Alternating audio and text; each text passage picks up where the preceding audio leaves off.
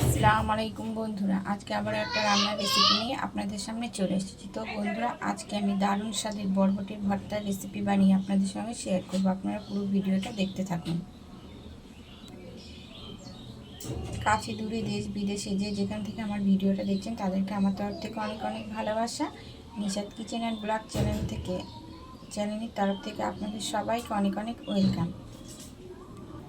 তো বন্ধুরা, আমি আগে থেকে এখানে বরবটি আর টমেটোটা সিদ্ধ করতে বসিয়ে দিয়েছি। এদিকে সিদ্ধ হতে থাক, আমি কিছু মশলা বানিয়ে নিই। তো এটা আমার সিদ্ধ হয়েছে কি আমি একটু দেখব। আমার সিদ্ধ হয়ে গেছে, এবার এটাকে আমি নামিয়ে নেব। তো বন্ধুরা, এটাকে এবার আমি গ্রেট করে নেব মিক্সারে।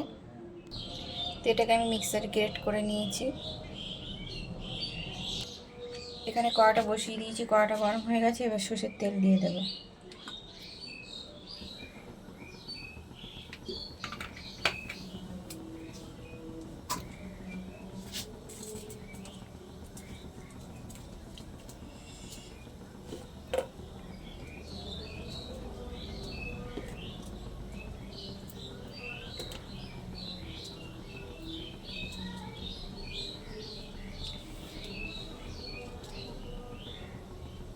তেলটা আমার গরম হয়ে গেছে, এবারে শুকনো লঙ্কাগুলো ভেজে নেব।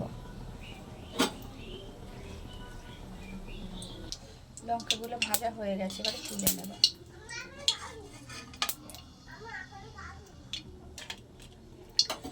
এবার ওই তেলের মধ্যে দিয়ে দেবো ফোড়নে অল্প করে কালো জিরে, দিয়ে দেবো পেঁয়াজ কুচি আর লঙ্কা কুচি একসঙ্গে।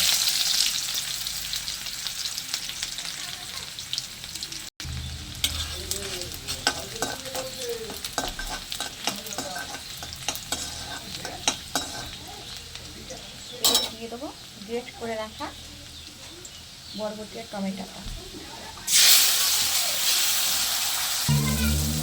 এটাকে ভালো করে নাড়াচাড়া করে শুকনো শুকনো করে নেব। গ্রেট করার সময় লবণ দিয়ে রেখেছি, এখন আর লবণ দেবো না। যদি প্রয়োজন হয় তাহলে লবণ দেবো, না হলে দেবো না।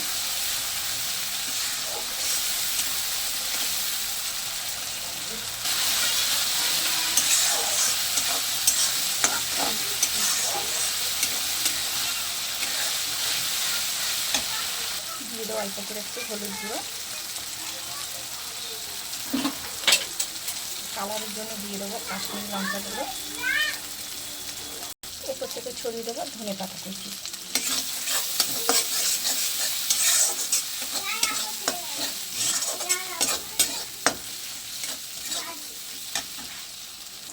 সব শেষে ছড়িয়ে দেবো একটু চিলি ফ্লেক্স। এটা আমার আগেই দেওয়ার দরকার ছিল, সেটা আমার মনে ছিল না বন্ধুরা। আর সব শেষে একটু দিয়ে দেবো কাঁচা সর্ষের তেল। বর্তমানেই সর্ষের তেল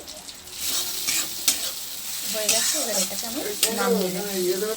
তো বন্ধুরা, দারুণ স্বাদের বরবটির ভর্তার রেসিপি আমার একদম রেডি। আমার রেসিপিটা যদি আপনাদের ভালো লেগে থাকে তাহলে অবশ্যই লাইক করেন, শেয়ার এবং সাবস্ক্রাইব করে আমার পাশে থাকবেন। আর আমার ভিডিওটা দেখার জন্য আপনাদের কাছে অনুরোধ রইল।